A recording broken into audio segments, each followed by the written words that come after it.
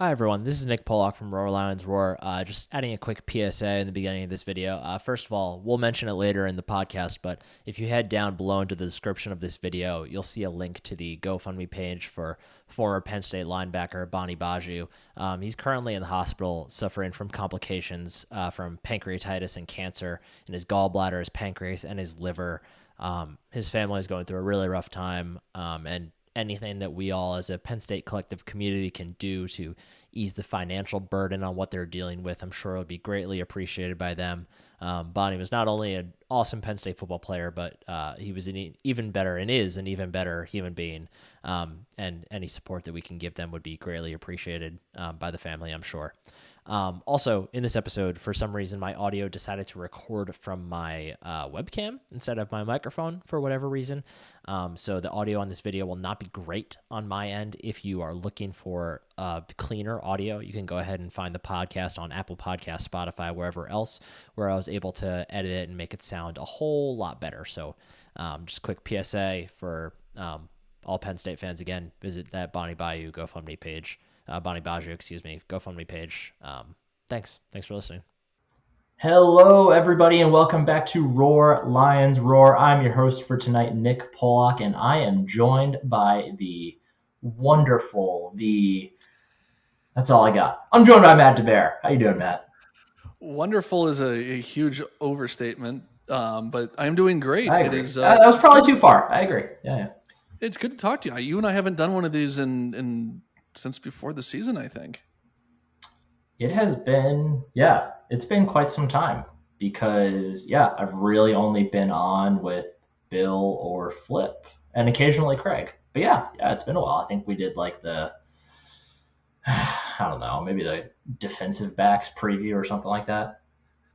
And then I, started packing up my life and moving, and here we are 2 months later, and Penn State's 5-0, number 10 going to Michigan.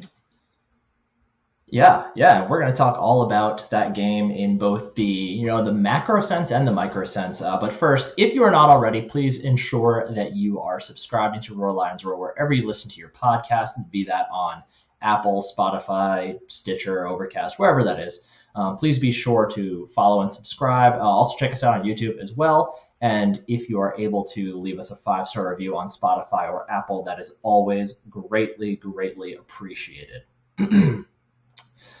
So let's talk about Penn State, Michigan. Before we dive into, really deep into the Michigan side of things, Matt, I want to first take a step back because there are a lot of narratives surrounding this game concerning, James Franklin and his tenure at Penn State that only kind of have to do with the opponent, really, when you look at it. And the first one is one that I've seen mentioned a couple different places. I saw it mentioned by Josh Pate over on 247 Sports. Mentioned this one.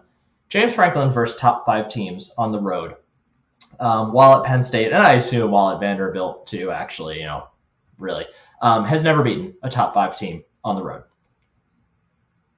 Not that is like an easy thing to do. Like, that's not a common game that teams win. But I guess my first question, Matt, is just like, does that matter? I think the short answer is no. I'm always fascinated by these James Franklin against, top 10 teams or against teams that start with M on the road, or like, the goalpost feels like it's constantly moving for what constitutes an important win or an important game for James Franklin and Penn State. Like you said, I don't know how many teams go on the road and beat top 5 teams anyway. Number one, number two, how many chances do you really have? They obviously, it seems every time they go to Ohio State, that's a top 5 team. They've gone to Michigan. This might be the second time, maybe the third time that they've played Michigan in Ann Arbor, with Michigan ranked in the top 5. Iowa last year, but that's about it. And right. This goes to, I guess, part of what his job is to get teams that are as good as those teams. But other than maybe 2017 in Columbus, in a game that they had won until the last 5 or 10 minutes. Yeah. They've frequently gone on the road as big underdogs because they are playing top 5 teams. I think they've been, especially in circumstances where they are significantly out talented, they've generally been pretty competitive in those games, but all things considered. But I don't think it really matters. And I think as far as Penn State, Michigan this Saturday, October 15th, 2022, it really is irrelevant, I think. Past results do not guarantee future returns, if you will. Yeah, it's there are many reasons that the Iowa loss last year was deflating and a bummer, but for me, one of the biggest ones is that would have been such an easy way to put this stupid stat just in the rearview mirror. I mean, that being said, it probably would have then morphed into James Franklin has never beaten Ohio State or Michigan on the road when they're ranked top 5. So I guess it doesn't really actually matter. But yeah, it's such a weird, even the people that like James Franklin as a coach, it just feels like there's nothing he can ever do that's enough to prove himself in everybody else's eyes. It's like you said, it's a moving goalpost. It's like every time he does something successfully as a head coach, there's somebody immediately there to say, one, why it doesn't actually matter, and two, what they now need to do instead in order to really be deemed a success. It's such an odd, it's like, yeah, obviously, would it be great if Penn State could start going out and beating every top 5 team on the road that they play? Yeah, obviously. But like you said, there's not that many chances to do that. And when you have those opportunities, there's a reason those teams are ranked in the top 5, with last year's Iowa's team being kind of the exception, right? Like that's the clear outlier among the group of teams that they've played in that situation.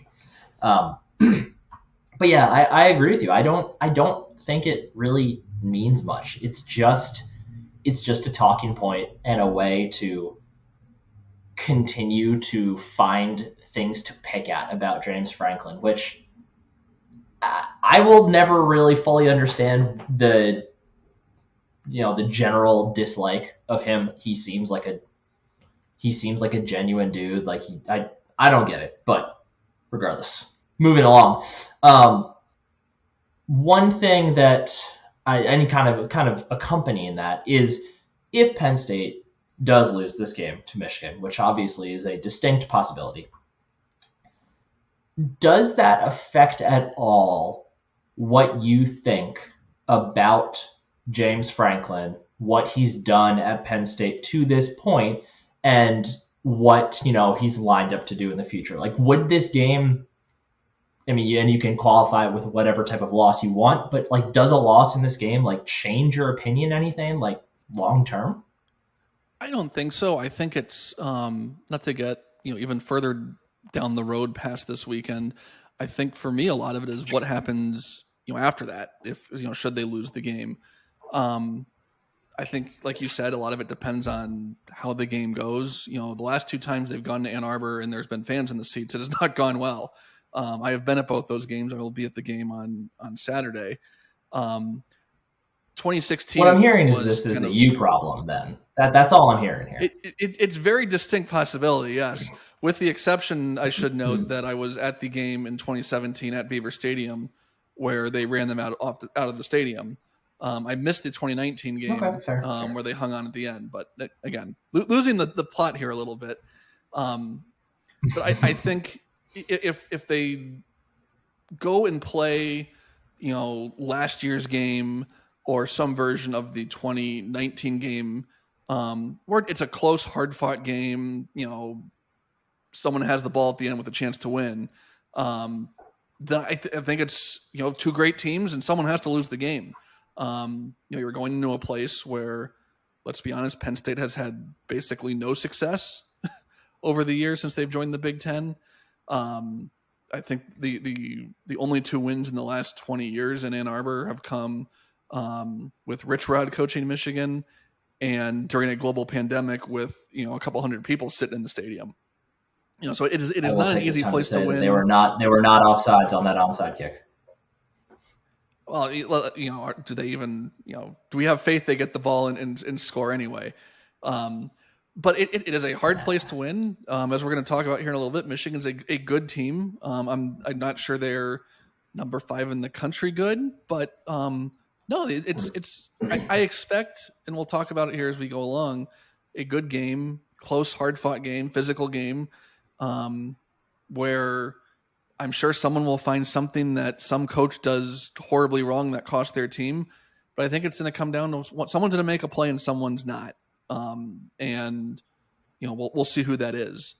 But I don't think it's really a reflection on Penn State or James Franklin on the micro level. Whatever happens on Saturday in Michigan Stadium, it has some sort of defining narrative about who he is as a coach. So speaking of who he is as a coach, there are two other main things that I think when you talk about James Franklin's tenure at large that people always like to point to.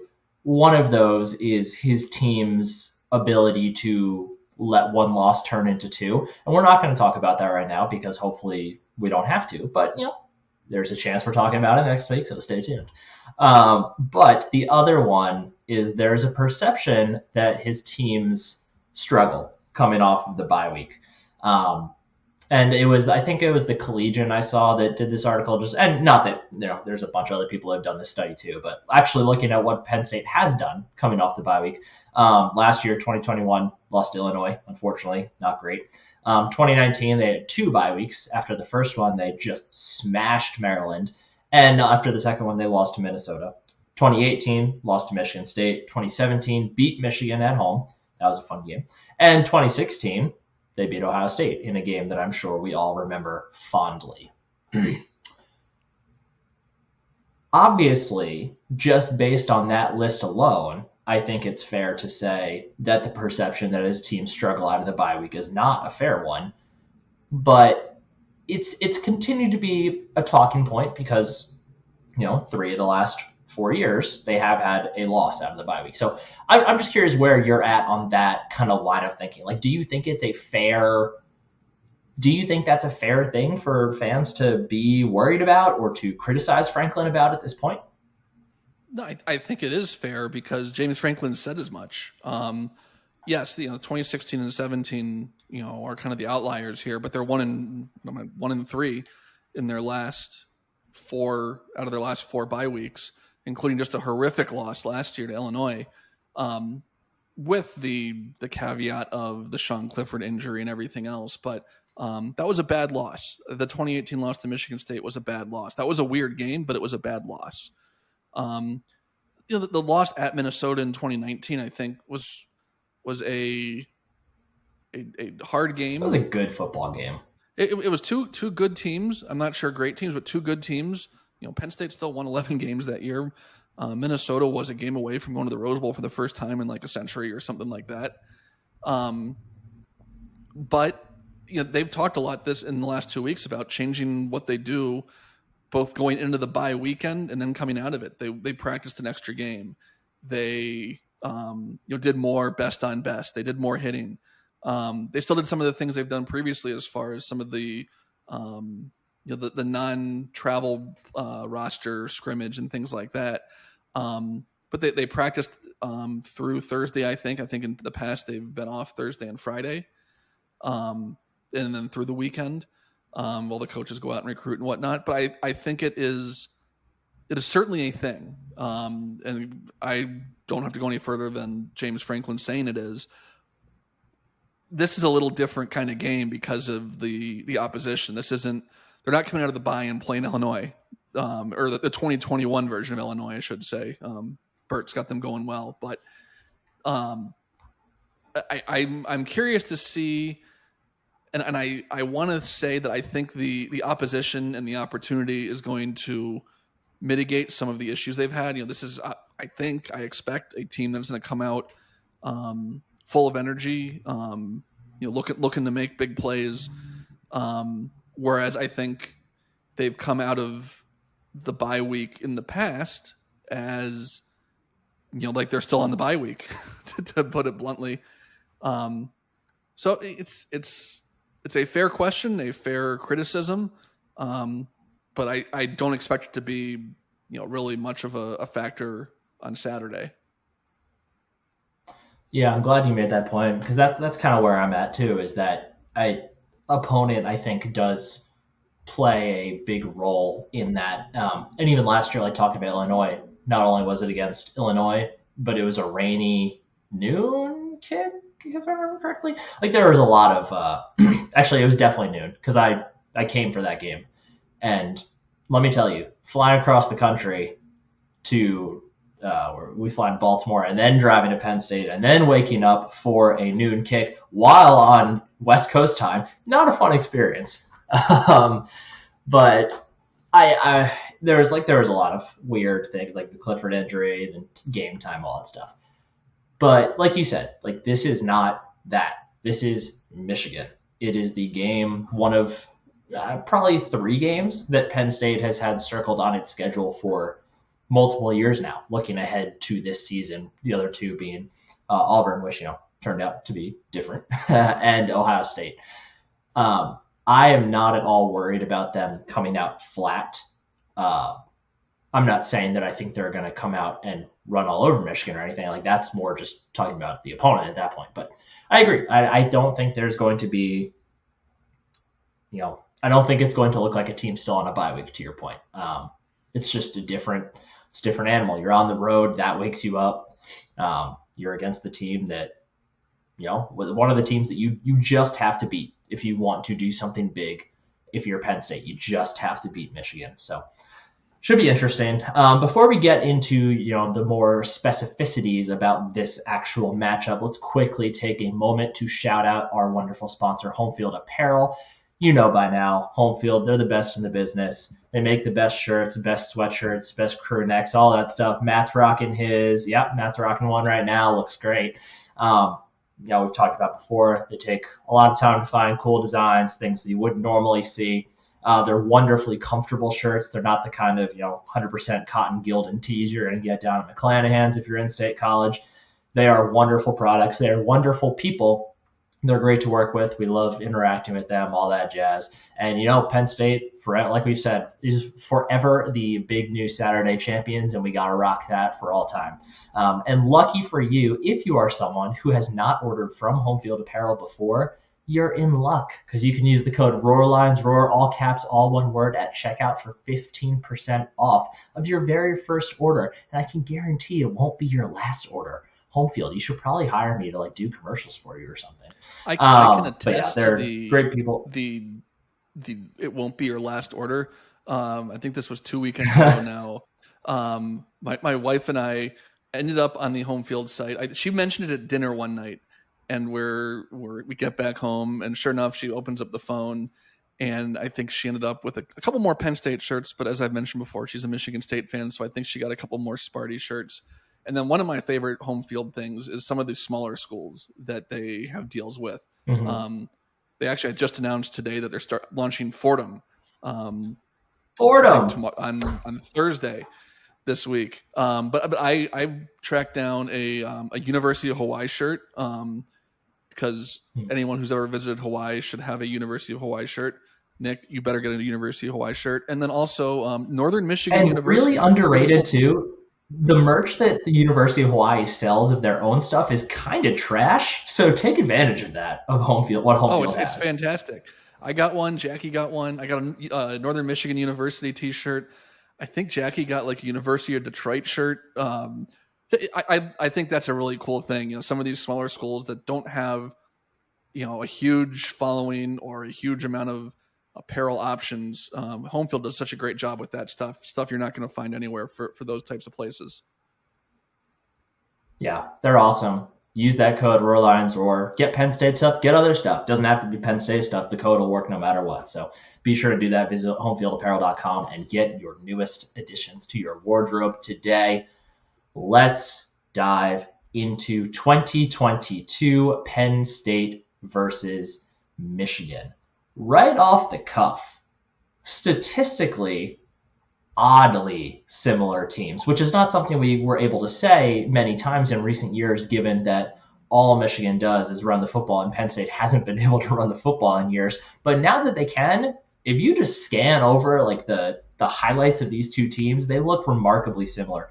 Sean Clifford this year, 85 137 for 1,030 passing yards, 9 touchdowns, 2 picks. J.J. McCarthy on the other side, 94 of 120 for 1,152 yards, 9 touchdowns, 1 pick. Nick Singleton, 63 carries, 463 yards, 5 touchdowns. Blake Corum, 118 carries, 735 yards, 11 touchdowns. Obviously, a bit of a disparity in touchdowns there, but Singleton averaging more yards per carry than Corum, which I don't think a lot of people would actually realize. Parker Washington, Penn State's leading receiver, 20 receptions for 285 yards. Ronnie Bell on the other side, 30 receptions, 390 yards, and a touchdown. But even if you go, on the team level, like Penn State as an offense, 443 yards a game, Michigan 458. Yards allowed, Penn State's a little bit higher, allowing 341, Michigan allowing 247. But when you remember the fact that Michigan has played no one, then it makes a little more sense that way. A really, really interesting like Spider-Man meme in a way, pointing at each other. Like, because if you break it down even further, like ask fans what the strength of these two like defenses are. Both sides are going to say the secondary. Ask them what their strengths of the offense are. Both are going to say the run game. Ask them about the offensive line. They're going to say it's good, but it hasn't been elite. Ask them about, the linebackers. They're going to say there's talent there, but they haven't put it all together. Like, remarkably similar football teams, Matt. Oh, for sure. And I think even philosophically, the way Jim Harbaugh and James Franklin want to, at least this year, I think, big picture, they have different views of how you want to win in today's college football. But the way each team is built, and I think the personnel that each team has, and I think,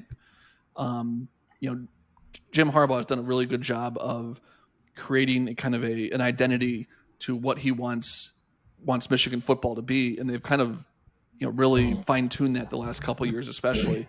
But on offense, they want to run the ball. I think Penn State would love it if they could throw the ball and be a little bit more explosive in the passing game, but they don't have that downfield passing threat that we're going to talk about here in a little bit. So they rely on the run game. They want to get their big plays from the run game. Blake Corum, Nick Singleton, home run hitters at the running back position, absolutely. I think Penn State has more depth at running back. Donovan Edwards is certainly a super talented player, a guy Penn State recruited really hard. But he's been banged up. He only has, I think, 25, 26 carries on the season. But I think Katron Allen and Nick Singleton are at this point, a better duo. But again, that's the strength of the team. I think they don't ask J.J. McCarthy to do a lot. I think, like what we're going to talk about here in a little bit, that's one of the keys to the game is you want to make him, you want to see what he can do when you put more on his shoulders. They haven't had to do that yet this year. He's a super talented kid, but they haven't had to really lean on that talent a whole lot. Like you said, defensively, the secondary is by far the strength of the team. They want to get you off schedule. They want to create negative plays. They want to force you to do what you're not comfortable doing, in which for both teams is throwing the football offensively. So I think it's a lot of, like you said, the Spider-Man meme, that they go about it a little bit differently. I think if you got into the way they run their offense, the type of defense they want to run, I think that's different. Strategically or X's and O's, what they wanted, how they do it is differently. But I think philosophically, the 2022 versions of each of these teams are eerily similar from a how they want to win football games perspective. So along those lines then, Matt, kind of thinking about what's different about them, what is it that makes Michigan, and I know we're maybe saying that maybe top 5 is not a necessarily accurate portrayal of who they are, at least not yet from what we've seen, but they're clearly a scary football team. What is it about them that, scares you as a fan of an opposing team? Well, I think first and foremost, it's Blake Corum. You hit on it. He's got 11 touchdowns this year. He is their big play threat. At least to this point in the season, they haven't been able to consistently have that big downfield passing game. They don't have, the guy that you worry about taking the top off the defense in the passing game. But Blake Corum he's averaging over 6 yards a carry. He's got 11 touchdowns. It seems like every game he's breaking a big play. He had the big kind of game-clinching touchdown against Maryland on a 4th and 1. Right off the bat against Indiana last week, he had, I want to say it's his longest carry of the year, the 50-yard carry he had to start the game last week. And I think what's scary is he's not a secret. It's not like teams have come into their matchups with Michigan saying, not aware of who he is. Everyone knows who Blake Corum is, and you game plan to stop him, and he's still, rattling off 6 yards a carry. Now, other than maybe Iowa, I don't think they've faced a defense like Penn State quite yet. And I think Penn State is set up to have the best opportunity of anyone to date to, I think, take him away as much as you can. He's a great player. He's going to make plays. I think we got to be honest about that off the bat.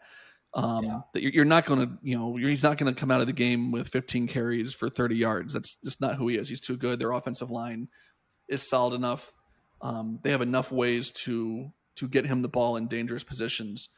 And then I think their secondary, I think from a Penn State perspective, they are really strong in areas where Penn State is not. And I think when you think about what Penn State wants to do offensively, they want to be able to run the ball, not rely on Sean Clifford to have to win the game. I hate the term game manager, but that's kind of what you're looking for. You want Sean Clifford to not have to throw the ball 40 times. That's what all quarterbacks are. It's such a dumb term. Exactly. But I think because Penn State doesn't have that Jahan Dotson or KJ Hamler, or even to go back further, a Deshaun Hamilton, Chris Godwin type game breaker at receiver, Michigan's secondary is talented enough where I think they're going to try and do exactly what Penn State's going to try and do to Michigan's offense: stack the box, put it on the quarterback's arm, put it on those receivers to get open and make plays. They're going to do everything in their power to keep the guys that each team wants to be their playmakers in offense from being the guy. They want a secondary guy to step up. And I think that chess match is the scary part. Penn State has not shown an ability yet to consistently stretch the field with whether it's Mitchell Tinsley or Parker Washington or Keandre Lambert-Smith. Whether that's Sean Clifford not hitting those guys or those guys not getting open downfield. It's been kind of that lacking dimension. And like I was alluding to earlier, James Franklin wants to be a big play offense. I think that's well documented.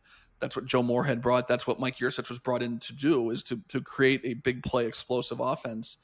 And they just haven't been able to do it consistently yet this year for a variety of reasons. I think it's easy to say it's all the quarterback, but I think that it's the passing game as a whole. And where Michigan's strong is where Penn State is up to this point vulnerable. And that's not a great recipe on paper going into the game. Yeah, it's interesting because I don't think this is the game where we're going to see Penn State's explosive passing game get on track necessarily. I do think we could see it in the run game, but just listening to Ace Anbender in his interview with Bill on the podcast we posted just a couple of days ago, he was talking about how his main area of concern when it comes to Michigan's defense is that linebacker level. And he was most worried about, if Nick Singleton or Katron Allen can get through the defensive line. Their linebackers have not been super sharp this year. They haven't really had to be necessarily a lot of time, but that's an area I think Penn State could really look to exploit with some counter stuff where you can get linemen up to the second level and really take advantage of the fact that those dudes are maybe a bit overmatched right now. But I also think that it's a really, and we'll get to this towards the end of the podcast here, but I also think that this could be a really big game for Brenton Strange. Not that he hasn't already become a really important part of this offense, but this seems like the defense and the situation that is just ripe for him to get a lot of work over the middle, not with huge gains, but with just 6-7 yard gains, little chunks at a time. Seems like a really good chance for him. So going into this game, Michigan currently favored by 7, according to ESPN. I don't know where ESPN gets their odds from. Actually, I don't know which betting site they get them from, but favored by 7. Caesars. Caesars. I believe SP Plus has this as a 32-20 win for Michigan last time I checked. I think it was a fairly large spread on Bill C's numbers. I believe this game opened at 8 points. I know our friend Ty Hildenbrand over at the Solid Verbal, I know he's all over Penn State plus 8. I assume he's probably also all over them plus 7 as well. It's, it's a really interesting, just from a betting perspective, it's a really interesting line because it's one of those that you glance at and you say, well, that's too much. Like, that can't be right. But when you remember the fact that Michigan's at home, all that stuff, then you can kind of see a little bit more rationale for it. So, Matt, if Michigan is going to win this game, and let's say cover, let's kind of break this down into a couple different layers here. If Michigan is to win and cover, what has happened to lead to that?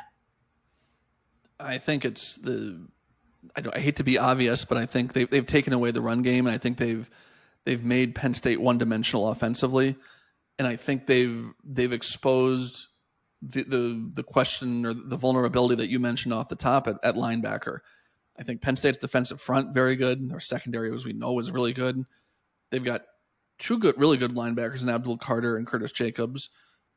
Kobe King and Tyler Elton in the middle are young, and I'm not to break off topic too much, but I'm fascinated because I think what Michigan wants to do in the running game sets up really well for what those two guys in the middle are good at. But I think Michigan, with the same thing you were talking about with Penn State, with the tight end, with getting guys crossing routes across the middle, can really put the Penn State linebacker core in conflict. And I think if Michigan wins, they're successful with that. And I think they've avoided having to rely too much on J.J. McCarthy. I think they follow their script. I've got a couple cousins who are big U of M fans, and one of them has pointed out in his opinion that he thinks Jim Harbaugh is ultra reliant on how he wants to win games a very specific way. He's not terribly flexible. And he thinks James Franklin is more willing to break script, if you will, or break tendencies to show something else. Whereas as Michigan is going to, you know what you're going to get from Michigan. They're not going to deviate from what you've seen a whole lot. But I think to his point, if Michigan wins, it's because they are successful at doing what they do. Grinding you down, running the ball, play action, not asking their quarterback to have to, hit big play after big play. They to be short, they do what they do, and they're very successful at it. I'm really curious to see how Manny Diaz calls this game defensively, because because on the one hand, it seems like a really great opportunity to bring some extra pressure. It's McCarthy's biggest game yet. It wouldn't be a bad idea to get extra pressure in his face. But then on the other hand, I think something that Michigan, I think that would just open you up a bit more, like the screen game. We know that Michigan's never been afraid to run little tight end screens against Penn State. And then it also, doing that potentially exposes your linebackers a little bit more. And, just a week ago, we saw Abdul Carter got pretty exposed in coverage against Northwestern last week. So not necessarily a matchup you want there per se. So I'm interested to see. And I did mean to mention before, also from listening to the podcast with Ace, Michigan's starting right tackle is out. Sounds like he's Eric All is the one who's out for the year. Their starting right tackle, though, is out definitely for this game. They have, basically their version of Bryce Effner is going to be filling in at right tackle for them. So probably not like a huge deal. But when you consider that Michigan's offensive line is definitely worse in the first place, it would be massive if Penn State's defensive line, especially Adisa Isaac and Chop Robinson, could get into the backfield without bringing extra guys. Like, I think that would be huge for this game for Penn State. But for me, if Michigan wins, I think what has happened is that their offense has gone on several long clock eating drives, not necessarily all ending in touchdowns, not even all necessarily ending in points. But I think Penn State's script to winning against good teams right now, it involves turnovers. Like it has involved turnovers all year to this point. They have taken the ball away from opponents, and with the, or not including the Northwestern game, although I think Penn State did score 14 at least off turnovers against Northwestern, but they have been relatively good at turning those turnovers into points. So if Michigan is able to not even necessarily avoid them altogether, but just not get killed by them, like if they can just go on several long sustained drives and really wear out Penn State's defense, I think that probably means that they have won this game in the end. And it could even potentially mean they ran away with this. I don't see a Penn State blowout in the cards here. I could potentially see a Michigan blowout. But let's get optimistic now. Let's flip it to the other side. Penn State. What has happened, Matt, if Penn State comes out on the winning side here in Ann Arbor? I think it is. I feel like I'm about to repeat myself, so I'm trying to find a different way to kind of explain it. But I think it's every single preview I'm a part of, and I get asked this question. My answer is always, if they lose, they didn't run the ball. If they win, they did run the ball. So I get it. I think I'll start with defense. I think that's probably a little bit more interesting. I think the offensive script is very obvious. You don't throw the ball more than 30 times. Establish the run. I think big picture, I think it's really important for Penn State to get up early. Michigan has not been in that position. They were in a bit of a dogfight with Maryland, but they haven't had to rally. They haven't had to come back from 10 or 14 points down. That Maryland game was either tied. I think they were down 3 was the biggest deficit they faced. So I think getting them behind on the scoreboard would be big, because I think that forces them to do what they don't want to do offensively. But I think aside from some of the obvious stuff like that, I think, like you were said, Nick, if you can get to JJ McCarthy, I saw something earlier in the week that I think he's only faced like 18 pressures all year, and they certainly haven't faced a pass rush like Penn State can throw with Ideas Isaac, Chop Robinson, Hakeem Beamon, and PJ Mustipher. Just the 4 guys are going to start up front, but not even getting into some of the depth pieces that they can bring in the front 4. I think if you can get to JJ McCarthy, certainly he's got the ability to make plays with his legs, but they are athletic enough where I think they can keep that from becoming a huge factor, I would imagine. But I think if you get to him, then you start getting to the Manny Diaz philosophy. You start forcing mistakes. Maybe they hit a big play or two, but like we saw at Auburn, they might have hit some of those big plays, but that pressure built on itself, and you eventually either forced mistakes or that pressure got clocks moving faster, and that maybe you're not getting pressure on a specific throw, but that internal clock for JJ McCarthy is moving a little bit faster. Mechanics get a little bit off, misses an open receiver, makes a poor decision, that sort of thing. But I think that's all done by getting Michigan off schedule. Keep them behind the chains. Don't give up 3 or 4 yards on first down. Limit them to a couple yards. Don't get them in 3rd and short. They are so good, and they've been so good since Jim Harbaugh's been there at converting 3rd and 3, 3rd and 2. They just, like you were saying, they can put together these big, long drives. And if they don't get points, then they flip the field, and they're putting you behind, in a position where you have to go 85, 90 yards to get 6 points. So I think a lot of those kind of games within the game are really important. And then offensively, it's like I said, it's the obvious. Hang on to the football. It was a surprise against Northwestern, but I think don't turn the ball over. Don't have to rely on a passing game that just doesn't have the pieces to be terribly explosive.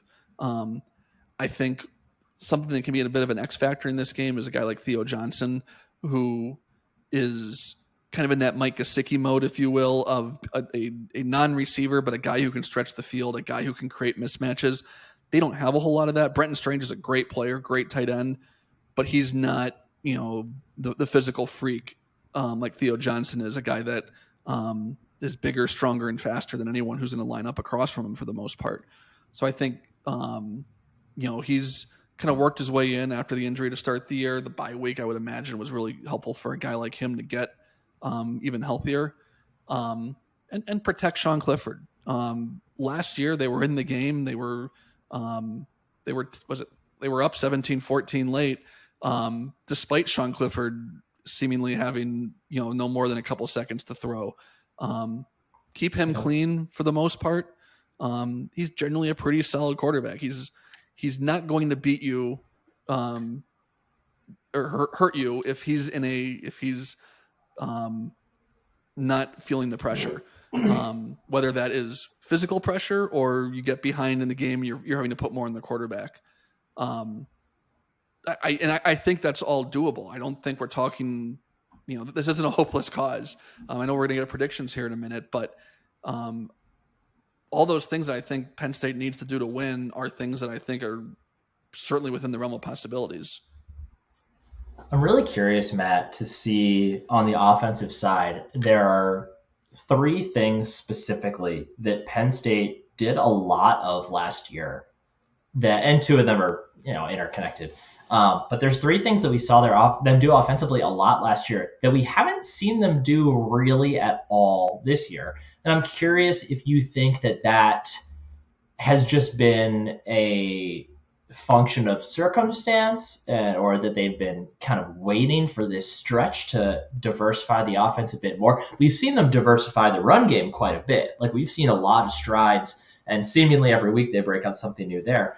But, last year, and the first thing I want to talk about is Sean Clifford running. Like, it seemed like we've heard him comment on how the coaches have told him they would prefer to have him healthy than, have him go gain 12 yards instead of 4 on a certain play. Things like we've heard comments like that all throughout the season. But part of me wonders, with a team like Michigan, with a good secondary and a soft second layer, could this be the week that we actually see Clifford take advantage and use his legs a bit more than he has to this point? Oh, I think it's a virtual lock. And I think we saw a little bit of it last year. I feel like we had this conversation going into the Iowa game. Are you on a racetrack or something? There's a motorcycle outside. But I feel like going into the Iowa game last year, we were having a lot of, is Sean Clifford going to run? And all of a sudden, before he got hurt in that game, he was really effective with his legs, both on design runs and then kind of off script, taking what was there with, guys dropping off in big open spaces. I think we'd be naive not to expect that. I think we saw a hint of it against Auburn, on the infamous play where he got lit up. And I think it was Penn State's first offensive series. But they got up and they got in a position where they didn't really need him to. But I think that's been a recipe for Sean Clifford since his first day on campus for Penn State. Is his legs are a bit of an equalizer, and I think it'd be foolish to not expect that to be part of the game plan for Penn State offensively. It is a miracle that we haven't heard Matt Millen on a game yet this year bust out Clifford's a guy that needs to take 2 or 3 hits before he can really get in the game. God. Keep Matt Millen off of my television forever, please. God. I can't even. The other thing about Penn State's offense that they lived on last year that we have, I remember one such instance of this play happening this year. We have not seen the wide receiver, the bubble screens that we saw constantly last year. And I am assuming that part of that is that they can actually, run the ball now. And those bubble screens were mostly a function of we can run it. This is kind of like a run. It's the closest thing we can do to a safe run. So let's do that. But, and I get it. It's not the highest percentage play. You have a better chance of gaining big yards if you go downfield. I get it. But one, they're really successful when they run those bubble screens. They have a guy like Parker Washington who excels with the ball in his hands. So I do wonder if we go back to that and see that a bit more this week. But also, they did some really creative things last year out of those sets that weren't bubble screens. Like I remember vividly I guess it's not that vivid because I don't remember what game it was. I think it was Iowa. But we saw them get set in those bubble screen sets where they had Theo Johnson on one side, Brenton Strange on the other side, and then I assume it was Parker Washington and Jahan Dotson standing next to them. And they would set up like they were going for the bubble screen, and like Theo Johnson would like throw the initial block and then peel off and be wide open over the middle of the field. Or we had that stuff where they kind of set up in that bubble screen look, but it was an unbalanced line, and you had Brenton Strange as an eligible receiver, basically in like the left tackle spot, so to speak.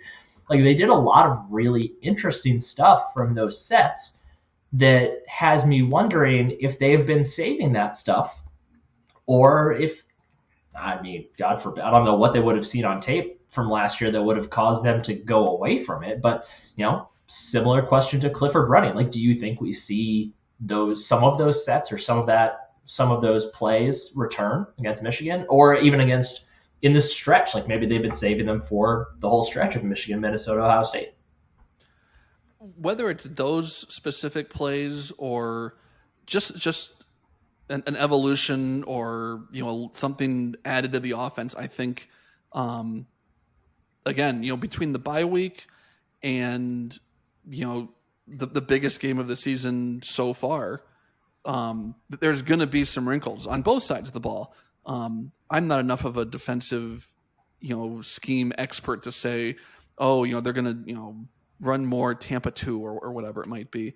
But I think between the extra time to prepare for the game and the further into the season and the quality of the opposition, you're going to see more things. You're going to see, I go back to the wheel route touchdown to, I believe it was Brenton Strange against Northwestern Central, maybe against Northwestern. I have no sense of time, but everyone knows the play we're talking about, I think, where they ran it off a look that they had given really consistently both in that game and up to that point. So, obviously, Michigan's watched all 5 games Penn State's played. They know, that they know what they want to do.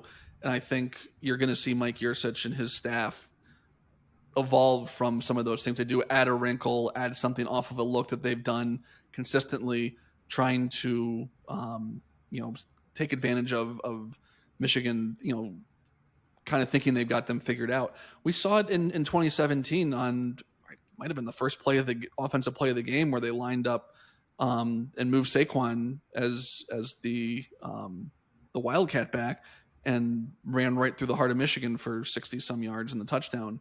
Not that we're going to see something like that necessarily, but we've seen that from James Franklin since he's been here. When he, out of the bye week, there are typically wrinkles that you see added, either just, a brand new set or a brand new look, or adding a play off of a play, if you will, or a secondary route that, plays off of something that, they've shown on film consistently. Mm-hmm. Yeah. I definitely agree with that. That's a good point. Like maybe it won't be that stuff that we saw be successful last year, but it would be shocking to see them not continue to evolve. I think that's something that Mike Yurcich has proven really good at. Like, I think he's proven that he has a great aptitude for understanding how to use his formations against different defenses. It's something we saw with Joe Moorhead too. I'm looking forward to it. Matt, there was something before we get into our predictions. There was something that came up on Twitter just recently that I think we should mention in our podcast here. So why don't you go ahead? Yeah, I'm sure a lot of you guys remember Bunny Baju. I hope I'm getting his name right. A linebacker for Penn State I think from 2007 through 2010, around there. Was posted just earlier this evening, on Wednesday evening as we're recording this. He is in the ICU battling some side effects or fallout from cancer. So they are looking to raise some money to help he and his family. He's got his wife Molly and 3 kids. So head on over to GoFundMe. If you search, I imagine Bani Baju, his last name is Gbadyu. The title of the GoFundMe is Bani Baju Medical Emergency Needs Your Help Now. They're trying to raise $107,000 in honor of the 107,000 strong. So go over there if you can help out. That would be, I'm sure, much appreciated by his family. Obviously, the Penn State Nation is strong and always comes out to support their own. Obviously, Bonnie was a big part of some of those teams. A Big Ten championship team in 2008, a really good team in 2009 as well. In the ICU, receiving care, anything you can do would be much appreciated. So head on over to GoFundMe to support that. And we will drop the link to that page in both the podcast description as well as the YouTube description. So just take a look down there and we'll put it right there for you so you can click in. Hopefully donate, hopefully help out he and his family in this trying time. Okay, Matt. It's going to be a tough game, and I think it's an even tougher game to predict what's actually going to happen. So I'm going to let you go first. And what is your prediction for this Penn State-Michigan game? One of my buddies asked me this week, I'm kind of infamous among some of my group chats and things like that of as the week goes on, I get more and more optimistic. And so my buddy Matt texted me this afternoon and asked, how optimistic have I become from Sunday till now? I was not I had no hope on Sunday. I referenced Penn State's history in Michigan Stadium. Mine goes back even further, growing up as a kid, as an Ohio State fan, as a naive young child. I went to several Michigan-Ohio State games in Ann Arbor and never saw Ohio State win. So my personal history in Ann Arbor and really against Michigan in general, as a Penn State fan and alumnus now, I have not seen the Nittany Lions have very much success against the Wolverines. I told you this earlier in the week, Nick. I just think this is a bad matchup for Penn State. I think where Michigan is strong is the exact wrong spot for Penn State. I think it's going to be a close game. I think it's going to be an awful lot like the last couple times these teams have met with fans in the stand, both the 19 game in Penn State and the game last year at In-State College that really came down to last possessions.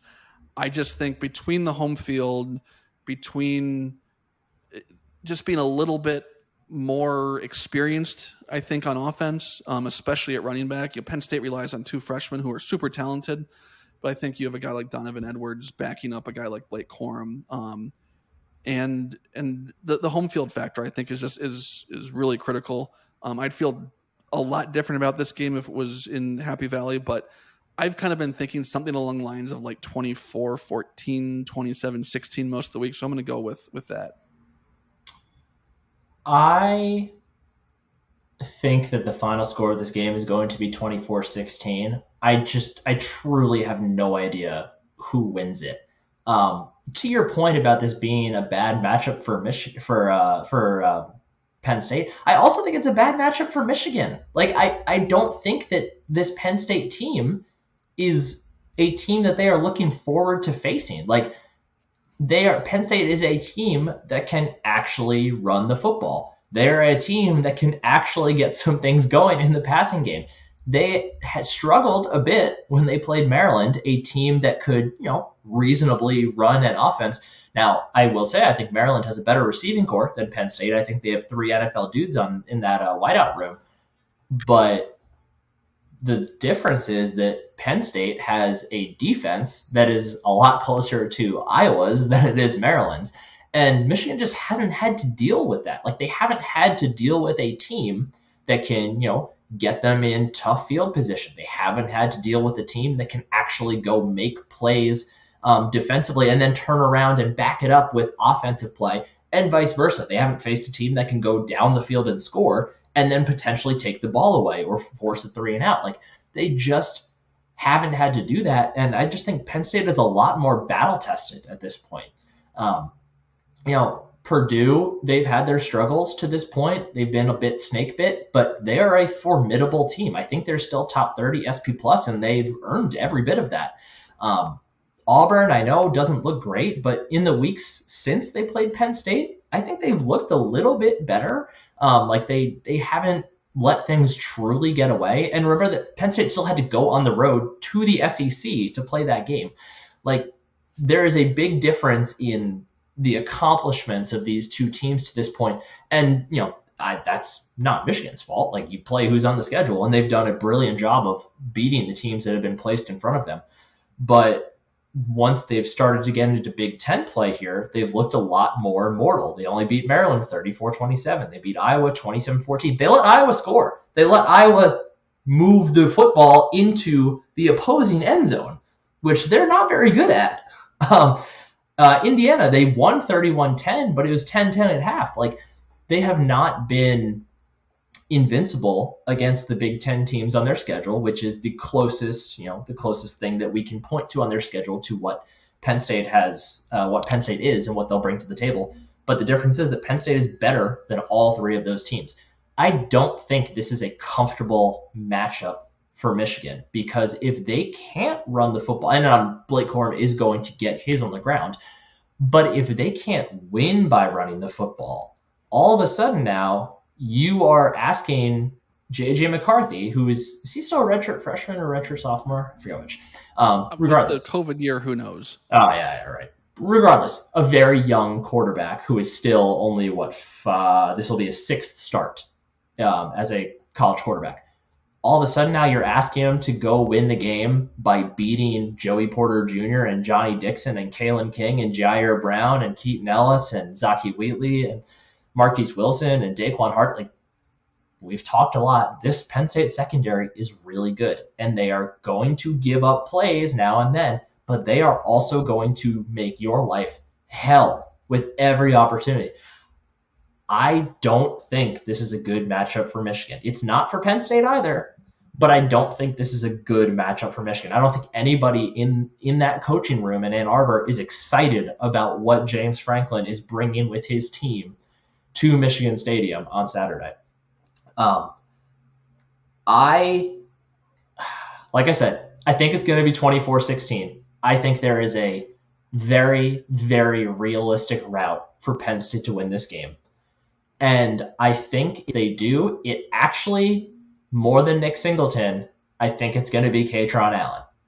I think it's going to be Kaytron Allen that leads the offense. I don't think that Singleton is not involved by any means. I think that if Penn State wins, then Singleton has broken off a couple runs. But we have seen Kaytron Allen every week morph more and more into a true stick-moving presence. And I think if they do win, that he's the difference there. So screw it. You know what? Penn State 24, Michigan 16. Why not? Let's just get it out there now.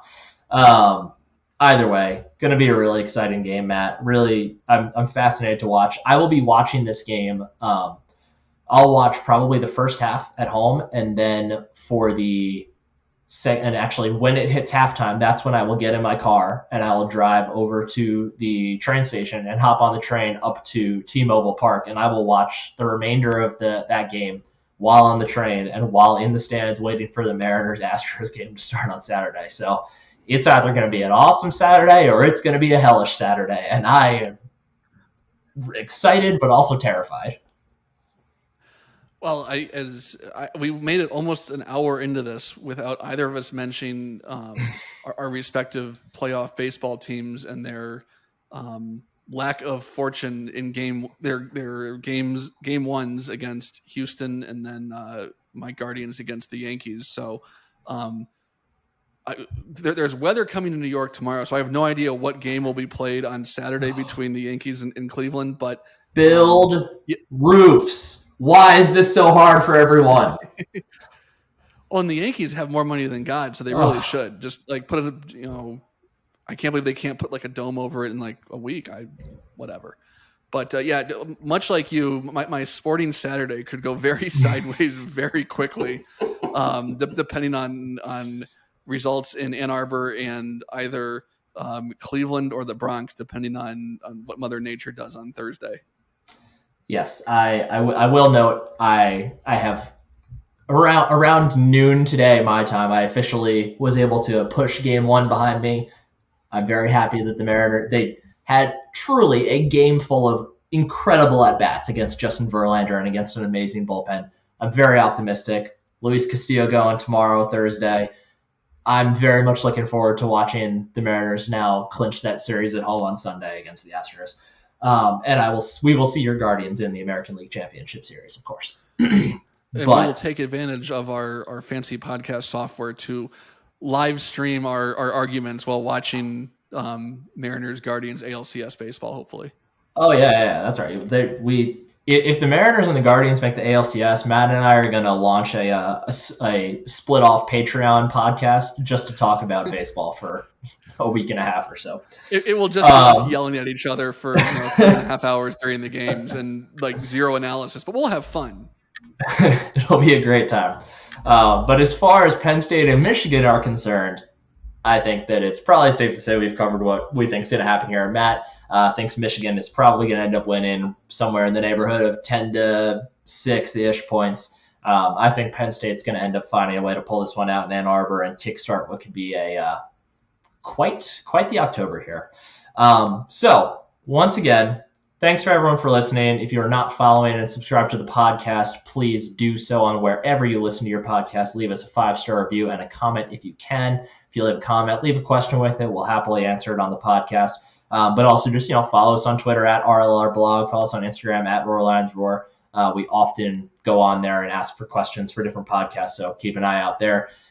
Make sure you check us out on YouTube as well, youtube.com/RoarLionsRoar. You can find all of our podcasts as well as occasionally we try to dip in with other videos as well. I'm going to try to get back into posting more shorts and stuff like that too. So I'm going to try to diversify that YouTube page a bit more. Use that code RoarLionsRoar at checkout at Home Field Apparel. Get 15% off your first order. But I think that about covers it. Matt, any last thoughts here? I am looking forward to, like you said, this is going to be a fascinating game. It's two teams that, like you said, Nick, are probably not terribly comfortable with what the other is bringing into this game on Saturday. I'm really fascinated to see kind of how it plays out. I think Penn State's battle tested, through 5 games. They went into at least for half a game, a pretty raucous Jordan Hare Stadium in Auburn. They went into a tough environment on a Thursday night against Purdue. I think in a close game, I think I like Penn State's chances.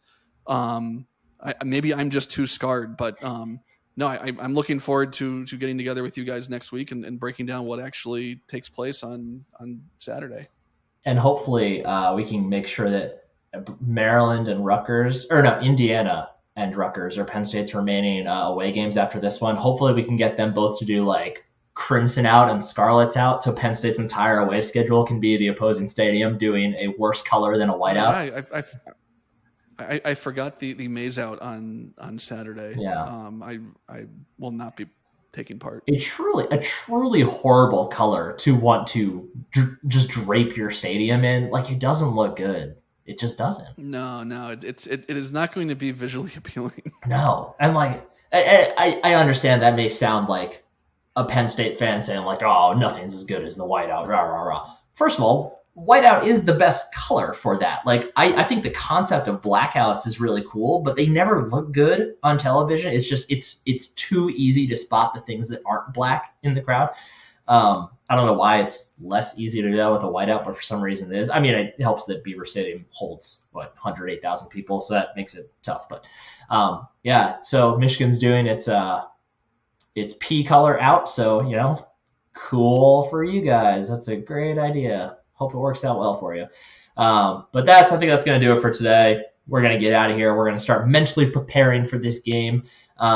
If you follow us on Twitter at RLRblog, make sure you also check us out post-game if Penn State wins. Maybe if they lose, I don't know. It depends on what the loss would potentially look like.